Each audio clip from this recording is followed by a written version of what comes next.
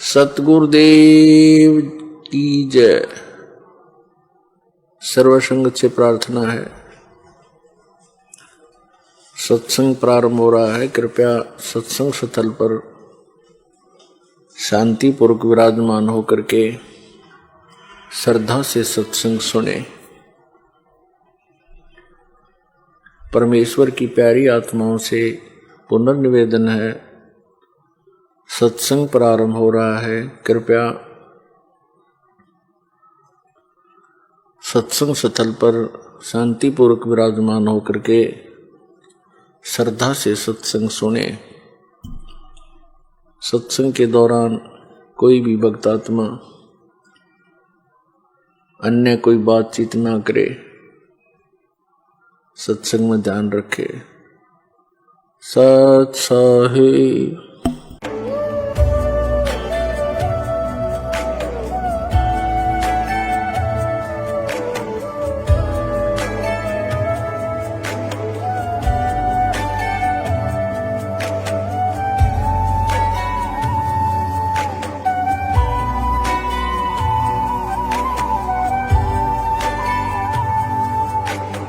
गीता 18 के श्लोक नंबर 62 में भगवान स्वयं कह रहे हैं कि अर्जुन उस परमेश्वर की शरण में जा जिसकी कृपा से परम शांति व शाश्वत स्थान अर्थात सतलोक को प्राप्त होगा। वो परमेश्वर कौन है, कहां है, कैसा है, जानने के लिए कृपया अवश्य सुनिए जगत गुरु तत्वदर्शी संत रामपाल जी महाराज के अमृत वचन। सतगुरुदेव की जय। बंदी छोड़ कबीर परमेश्वर जी की जय। बंदी छोड़ गरीबदास जी महाराज जी की जय। सत स्वामी रामदेवानंद जी गुरु महाराज जी की जय हो।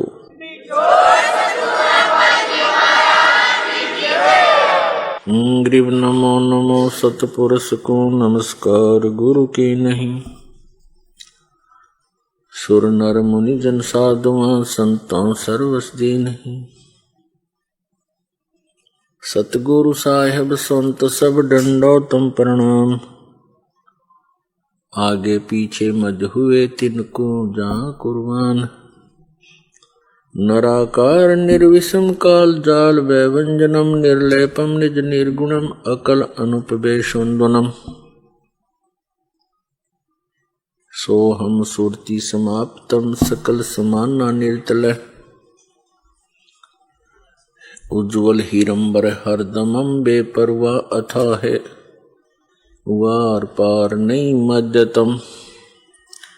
ग्रीव जो सुमर सिद्ध होई गणनायक गलता ना करो अनुग्रह सोई पारस पद परवाना। आदि गणेश मनाऊं गणनायक देवन देवा।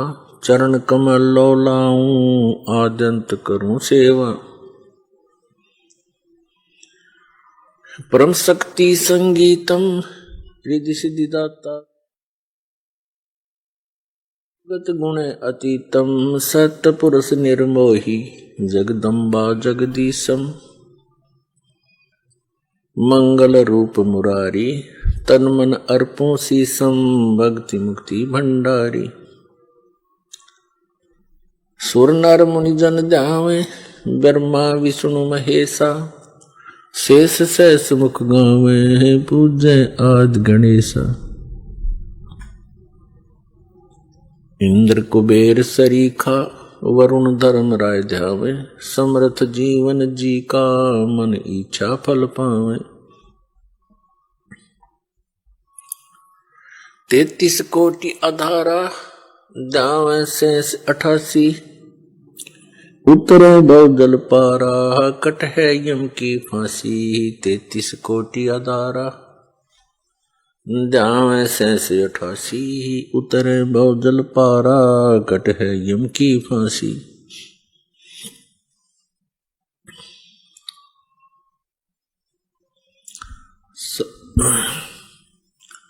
कर जोड़ूं विनती करूं, धरूं चरण पर शीस।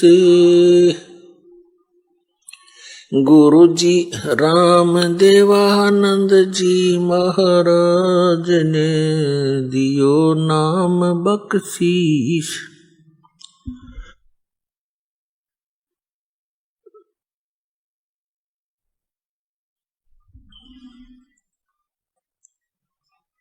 कोटि कोटि सिजदा करूं, कोटि कोटि प्रणाम।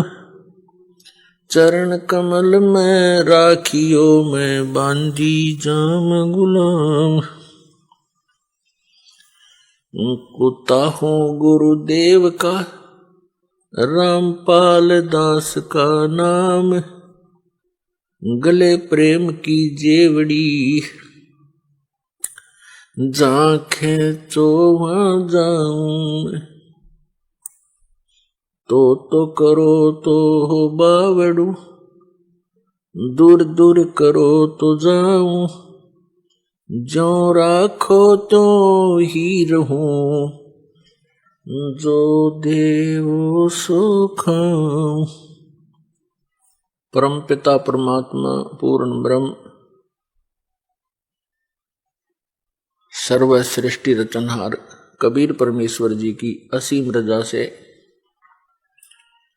आप सभी पुण्यात्मा ये सत्संग सुनने के लिए उपस्थित हुए। सौभाग्य आपका, परमेश्वर ने आपको इतना समय परमात्मा की चर्चा सुनने के लिए दिया।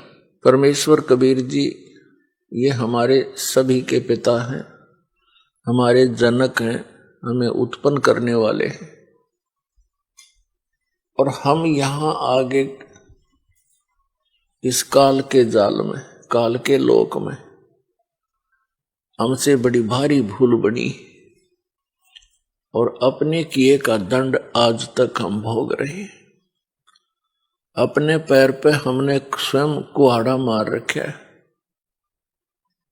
अब वो दयालु परमात्मा हमारे लिए भटक रहे हैं, यहां आते हैं, अपना ज्ञान कराना चाहते हैं, हमें ये बताना चाहते हैं कि आप यहाँ के वासी नहीं हो, ये लोक ठीक नहीं है, यहां आप स्थायी नहीं हो। लेकिन आप जी ने इसका कोई विकल्प नजर आया नहीं। आप जी ने इसी व्यवस्था को अंतिम मान के, इसी की अपनी मर्यादा बना के और यहां जन्मते मरते रहते हो, कष्ट पे कष्ट उठाते रहते हो। और कोई भी व्यक्ति नहीं चाहता मैं दुखी हूं, कोई नहीं चाहता मेरी मृत्यु हो, कोई नहीं चाहता मैं वृद्ध हूं, और सारा कुछ हो रहा है। हम देख भी रहे हैं कि सभी वृद्ध हो रहे हैं, सबकी मृत्यु हो रही है और कष्ट भी हो रहे हैं, और फिर भी हम ये सोचते हैं हमें नहीं होने चाहिए। ये अच्छे से नहीं लगते। वृद्धावस्था सबसे बड़ा कहर है इस प्राणी के ऊपर। और जो परमात्मा कबीर जी की शरण में आ जाते हैं, इस दयालु भगवान के की भक्ति से इनको बहुत सहारा मिलता है। वृद्धावस्था में शरीर में रोग कम होते हैं और परमात्मा की भक्ति के सहारे इनका शरीर ठीक चलता रहता है। और जो परमात्मा कबीर जी की शरण में नहीं आते हैं, वो वृद्धावस्था के अंदर एक महान कष्ट को भोगते हैं। हम रोगी हो जाएं तो भी हम स्वीकार कर रहे हैं, और वृद्ध हो जाएं तो भी हम कोई दिक्कत नहीं। लेकिन जब मृत्यु का टाइम आता है, मृत्यु का नंबर आता है, तब हमें अच्छा नहीं लगता, क्योंकि मुश्किल से सारा जीवन लग के तो एक परिवार बनाया, फिर एक घर बनाया, करीब चालन की तैयारी होगी। बताइए कोई सांग होया? ये क्या व्यवस्था, खा के ये व्यवस्था। और ये पता है ये कंपलसरी होगा। तो इसका कारण क्या है? हम चाहे कितने दुखी हैं, मृत्यु नहीं चाहते। क्यों नहीं चाहते? क्योंकि ये कोई बढ़िया बात थोड़ी है, सारा जीवन ये जोड़ जाड़ कर बनाओ, सेटिंग सी करें, इतना मृत्यु हो जाती है। क्यों नहीं चाहते? क्योंकि हम ऐसे लोक से आए हैं जहां मृत्यु नहीं होती थी, जहां वृद्ध अवस्था नहीं होती थी, जहां पर हमारी बॉडी में कोई रोग नहीं होता था। इसलिए हमें वो बातें पक्की याद है, आभास है कि ऐसा नहीं होना चाहिए। तो वो उसी लोक में होगा जाकर के, यहां तो ऐसा ही होगा। कबीर साहब कहते हैं, साथी हमारे चले गए, हम भी चालन हारे, कोई कागज में बाकी रह रही, ताते लगी है वार। मरने वाले मर गए, शेष बच्चे ये सोचते हैं कि हमारा अभी नंबर नहीं आएगा, हम अभी नहीं मरेंगे। परमात्मा कहते हैं ये तो कोई कागज में शेष रह रही है तुम्हारी आयु, जिस दिन वो कागज पूरा होगा, 1 सेकंड ना लागे, जैसे वो गया ऐसे तुम भी जाओगे। एक बार 5 पांडव, महाभारत का जिक्र है, वन में वनवास काट रहे थे, 12 वर्ष का वनवास काट रहे थे। उनको प्यास लगी, तो उनमें से एक सबसे छोटे ने, 5 में से सबसे छोटे ने ऊपर चढ़कर वृक्ष पर इधर उधर देखा। उसको थोड़ी सी दूरी पर एक तालाब नजर आया। तालाब ही वहां पर जल स्रोत होते थे पीने, नहाने, धोने के उस समय में। तो नकुल सबसे पहले उस तालाब पर जल लेने के लिए पात्र लेकर गया। वहां आकाशवाणी हुई कि पहले मेरे प्रश्नों का उत्तर दे, फिर जल लेना। नकुल ने इधर उधर देखा, कोई दिखाई दिया नहीं। उसने जल भरना चाहा, वो वहीं पर मृत्यु को प्राप्त हो गया। कुछ देर इंतजार करके दूसरा गया।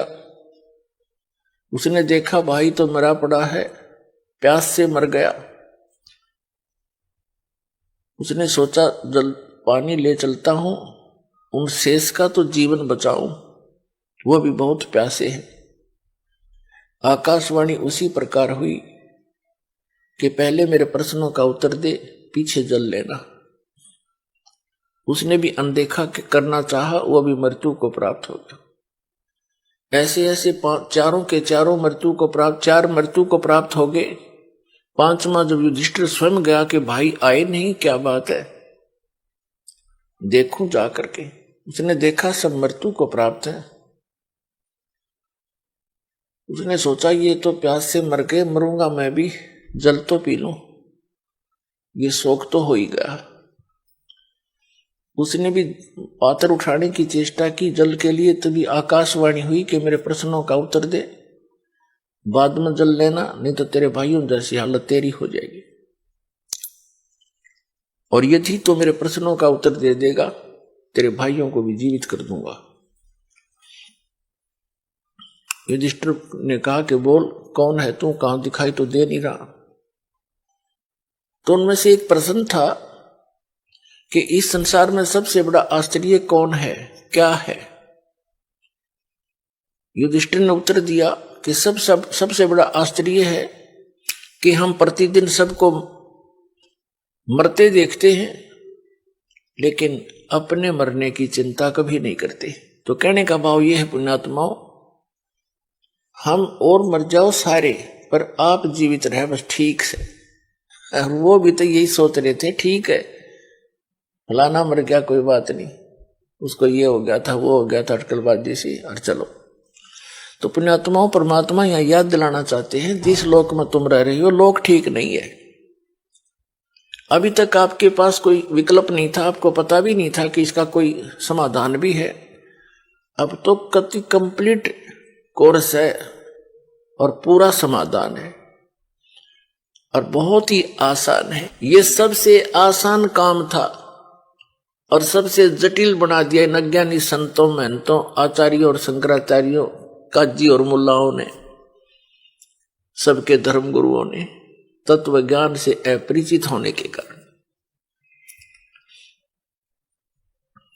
कोई हट कर रहा है एक पैर पे खड़ा होकर, कोई दो वैसे खड़ा होकर के, कोई किसी प्रकार कोई कुछ नाम जाप कर रहा है, कोई किसी प्रकार की क्रिया करके अपना मोक्ष मानता है। ये सबसे आसान काम है मोक्ष का, लेकिन हमें मार्ग मिले, सही दिशा ठीक मिल जाए। और अब दिशा ठीक मिल गई। जिस भी महापुरुष को परमात्मा प्राप्ति हुई है, उस परमात्मा ने ही आकर उसको यथार्थ ज्ञान दिया उनको। उनमें से कौन कौन है? आदरणीय धर्मदास साहिब जी, आदरणीय मुल्कदास साहिब जी, आदरणीय नानक देव साहिब जी, आदरणीय दादू दास साहिब जी, आदरणीय गरीबदास साहिब जी, गांव छुड़ानी, जिला झज्जर वाले, आदरणीय गीसा दास जी साहिब जी, गांव खेखड़ा, जिला मेरठ, उत्तर प्रदेश वाले।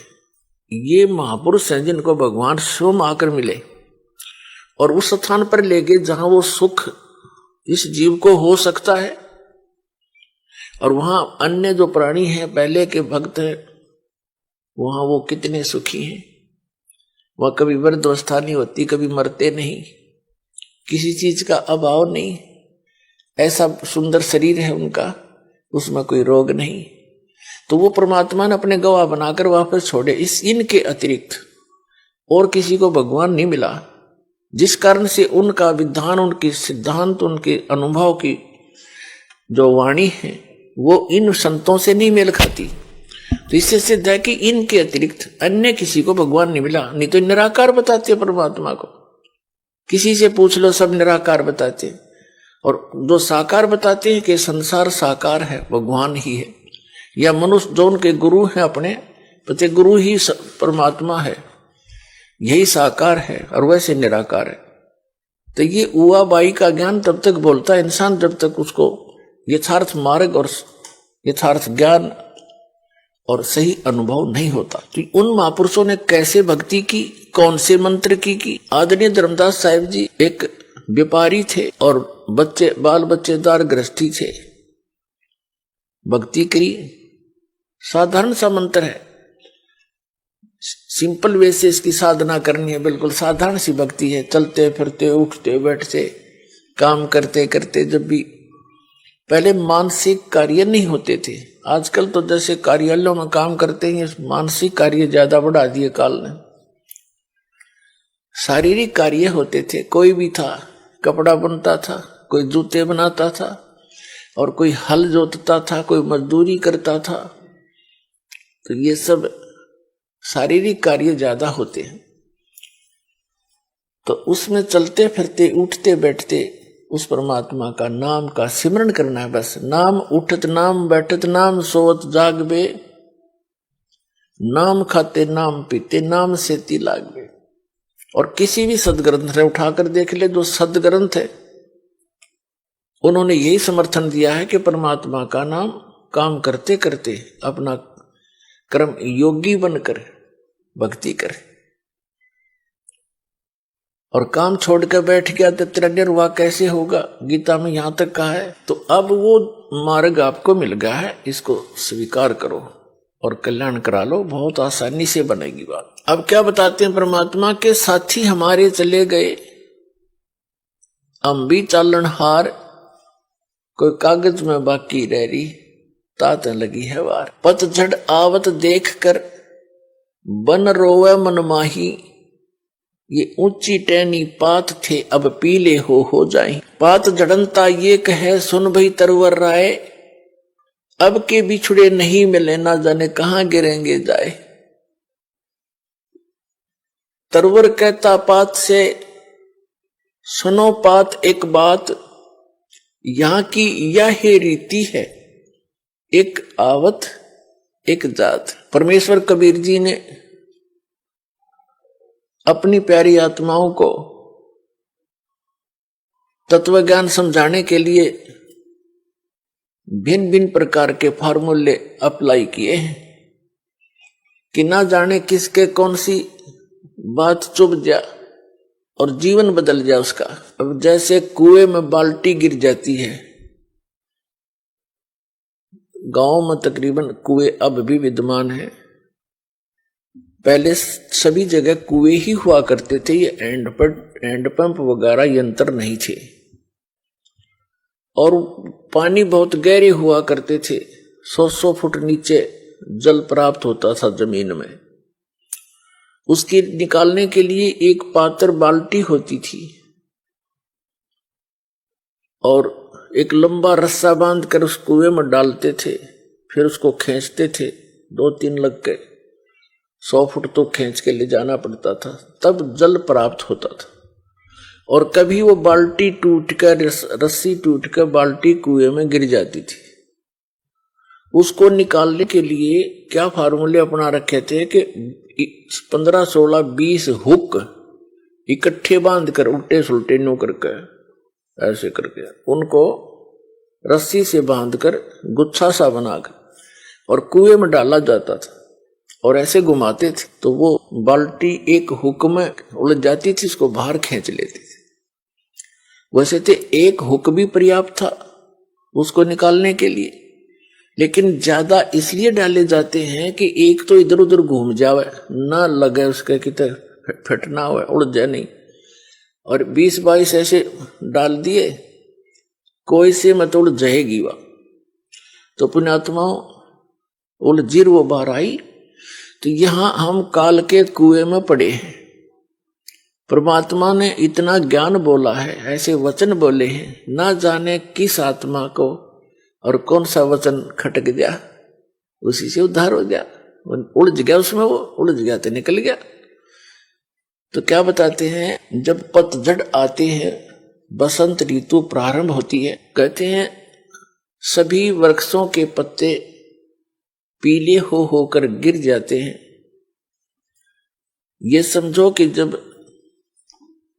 तो उस समय का वर्णन बताते हैं, हमारे ऊपर लागू करके बताते हैं कि जैसे बालक है छोटा सा, युवा हुआ, फिर वृद्ध हो गया, सफेद बाल हो गए, तो सफेद बाल हो गए तो इन्हों सोच ले भी टिकट कटने वाली है, कद्दे कट जाए, ये पहचान है, और हम फिर भी परवाह नहीं करते। परमात्मा कहते हैं कि वो पतझड़ आवत देख के और बन रोए मन माही, ऊंची टेढ़ी पात थे वो अब पीले हो जाएं, नीचे गिर लग रहे पीले होकर। तो फिर क्या बताते हैं, पात जड़नता ये कहे, सुन भई तरवर राय, अब के बिछुड़े नहीं मिले, ना जाने कहां गिरेंगे जाए।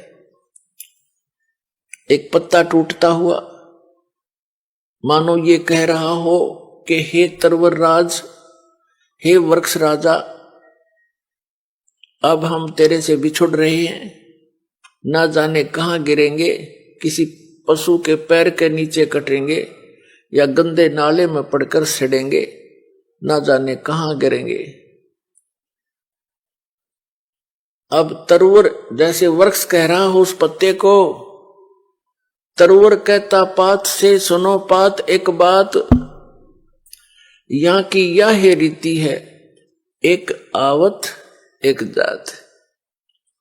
जैसे पत्ते झड़ गए पतझड़ के दौरान, तुरंत ही छोटी छोटी कोपल फूट आती है उस वृक्ष पे, और 10 दिन 20 दिन महीने के बाद फिर वो हरा भरा हो जाता है। और जो पहले ऐसे ही फूटे थे, पत्ते बन गए थे, एक वर्ष उन्होंने फड़फड़ कर लिया, और एक टूट पीले बन होकर टूट के वो भी अब विनाश को प्राप्त हुए। ऐसे ही वो टूट कर गिरे, छोटी छोटी कलियां, फिर छोटे छोटे पत्ते फिर फूट आए, कोपल, और वो भी पत्ते बन जाएंगे, 1 वर्ष के बाद वो भी ऐसे ही विनाश को प्राप्त हो जाएंगे। तो इस संसार को परमात्मा इस काल के लोक को दर्शाना चाहते हैं, यहाँ की व्यवस्था को कबीर परमेश्वर जी बताना चाहते हैं कि जैसे बच्चे का जन्म हुआ, फिर युवा हुआ, विवाह हो गया, उनके संतान होगी, छोटे फिर बच्चों के भी संतान होगी, अपनी मृत्यु निकट आ गई, पोता पोती बच्चे अपना वो कोपल फूट आई, वो बूढ़ा मर जाएगा, बच्चे जवान हो जाएंगे, फिर वो मर जाएंगे, फिर उनके जवान हो जाएंगे। तो परमात्मा यहां बताना चाहते हैं कि यहां की यह रीति है, एक आवत एक जात। अपने आत्माओं जैसे कोई व्यक्ति सारा जीवन अपने परिवार पोषण में, मकान कोठी बनाने में लगा ही देता है सारा, जिसको ये ज्ञान नहीं वो सारा काम में वो करे आजीवन, बस उतने में ही सीमित रहता है। ये तो सत्संग सुनने से पता लगता है कि हमारा मूल कार्य तो कुछ अन्य था। तो ये सत्संग भी बहुत पुण्यकर्मी प्राणी को ही प्राप्त होता है। तो क्या बताते हैं कि वो व्यक्ति जो अपने मकान बनाने में, बच्चों का पालन पोषण करने में और बड़ी उनके बीच में प्यार से रह रहा था, सारा जीवन लगा दिया और फिर मृत्यु की निकट आ गई, कोई रोग हो गया, ऐसा दे रोग हो गया, परिवार को भी पता लग गया कि इसकी मृत्यु निश्चित है और स्वयं को भी ज्ञान हो गया। तो फिर वो रह कर सोचता है, भगवान अब क्या होगा मेरा। तो अन्य लोग व्यक्ति मिलने आते हैं, कुल के व्यक्ति, नाती, तो उसको समझाने की चेष्टा करते हैं, भाई या तो एक दिन सब नहीं जाना है, आपका समय ही इतना था, चिंता ना करना कि तू यहां सबके साथ ऐसे ही बनता है। तो कहने का भाव ये है कि ऐसे ही जैसे वो पत्ता टूटता हुआ कह रहा हो, पात जड़नता ये कहे सुन भाई तरवर राय, अब के बिछुड़े नहीं मिले, फिर नहीं मिलेंगे, ना जाने कहां गिरेंगे जाए। तरवर कहता पात से सुनो पात एक बात, यहां की तो यह रीति है, एक आवे एक जात। तो ऐसे स्थान पर आप कितने निर्भय होकर रह रहे हो और क्या क्या बकवादें करते हो सारे जीवन में, बगैर ज्ञान के कुबद की जाती है। जिस इंसान को यह पता लग गया तेरी मृत्यु निकट है, वो करके दिखाओ नाचा गाई और करो बकवाद एक करके दिखाओ, उसका मन नहीं मान सकता। तो हम इतने अबोध हैं या इतनी भांग पी रखी है इस काल के, इस माया की, कि हमने वो दिखाइए ना देता, सुना को बताना चाह, उसका असर हमारा होता नहीं। अब जैसे महापुरुषों के पास जाते हैं, उनका चेहरा भले ही वो अंदर से खुश होते हैं लेकिन ऊपर से वो मायूस दिखाई देते हैं। आदरणीय नानक देव साहिब जी के पास कुछ भक्त गए जाते रहते थे, कुछ नए नए भी जाते हैं, तो वो देखते हैं कि हमने तो साधु संतों के चेहरे बड़े खिले हुए लाल लाल देखे, उनके देखे जो पेट भर थे, ऊपर से दिखे साथ तो उनको ज्ञान था ही नहीं। अच्छे खावा काजू किस्मस मेवार पेलन डंड 2 किलो पीवा दूध इकट्ठे, उनके तो आप लाल चेहरे होंगे, वो तो काल के पशु है। और जो संत है उन्हें तो टाइम पास करना मुश्किल हो जाता है, यहाँ पर जब ज्ञान हो जाएगा। तो नए नए भक्त जाते थे, वो पूछते हैं कि महाराज जी आप हमने कभी खुश नजर नहीं आए, आप ऐसे रहते हो जैसे आपका कोई चीज गुम होगी हो, मायूस रहते हैं। तो नानक जी ने कहा कि ना जाने काल की कर डारे और किस विध ढल जा पासावे, और जिनाते सरते मौत खुड़क दी उन्हां केड़ा हासा। कहा करते महात्मा कि तुमने ज्ञान कौन बालको, हमें अपनी मौत दिखाई देती है। 1 मिनट में 1 सेकंड में ना जाने काल के बिजली गिर दे किस क्षेत्र में डाल दे। सामने ठीक ठाक सोए थे। उड़ीसा में एक बार साइक्लोन आया था, ये बहुत जबरदस्त।